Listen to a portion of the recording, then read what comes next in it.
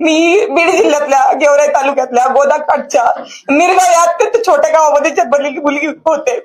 माझ्या कुटुंबाला कुठलीही राजकीय पार्श्वभूमी नाही. माझे वडील साधे ग्रामपंचायतचे सदस्य सुद्धा नाही. पण मी जे शेतकऱ्यांसाठी काम करत होते त्याच्यामुळे मला वयाच्या 21व्या वर्षी पंचायत समिती सदस्य म्हणून त्या ठिकाणी निवडून दिलं गेलं.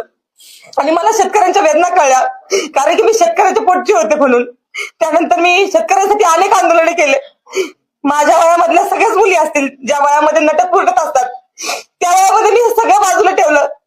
सकाळी एकदा आयुष्यामध्ये आरशात पाहिलं की दुसऱ्या दिवशीपर्यंत मी आरशात सुद्धा पाहायचे नाही. पण शेतकऱ्यांसाठी मी माझं आयुष्य झोकून दिलं. आणि ऐन तारुण्यामध्ये 5 गुन्हे माझ्यावर अंगावर दाखल झाले आणि खूप कमी वयामध्ये मला न्यायालयाची पायरी चढावं लागली.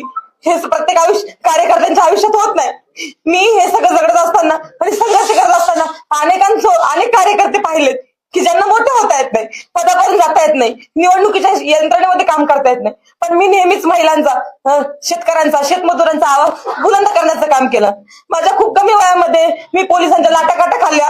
अक्षरशः मी ज्यावेळेस माझ्यावर गुन्हे दाखल व्हायचे त्यावेळेस मी पोलीस स्टेशनला 5-5 तास 2-2 दिवस मी संडास बाथरूमच्या बाहेर झोपलेली आहे.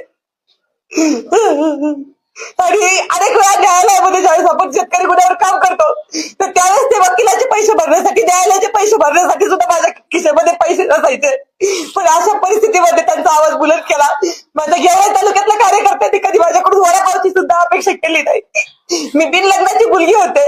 राजकारण गाजरडं असत असं म्हणतात, पण माझ्या बापाने एवढं मोठं दगड काळीच करून एवढ्या राजकारणामध्ये मला घातलं. पण मी सुद्धा तशी वागले आणि संघर्ष करत राहते.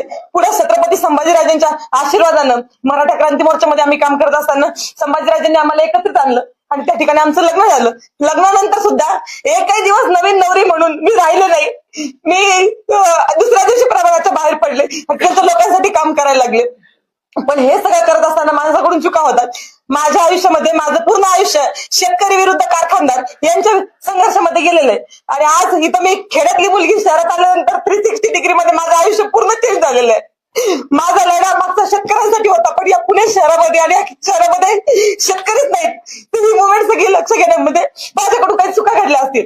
लग्नानंतर आम्ही 20-23 दिवसानंतर काश्मीरला गेलेलो होतो. तिथं हल्ला झाला. अनेक आमच्यासारखे कपल त्या ठिकाणी रूम मध्ये बसले असतील, पण आम्हाला ते वेदना झाल्या. आमच्या अंगात रक्त चळवळ होती, संघर्ष होता. आम्ही घरातून बाहेर पडलो.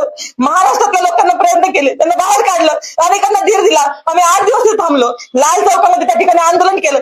महाराष्ट्राचे मुख्यमंत्री आदरणीय देवेंद्रजी फडणवीस यांना व्हिडिओ कॉल केला.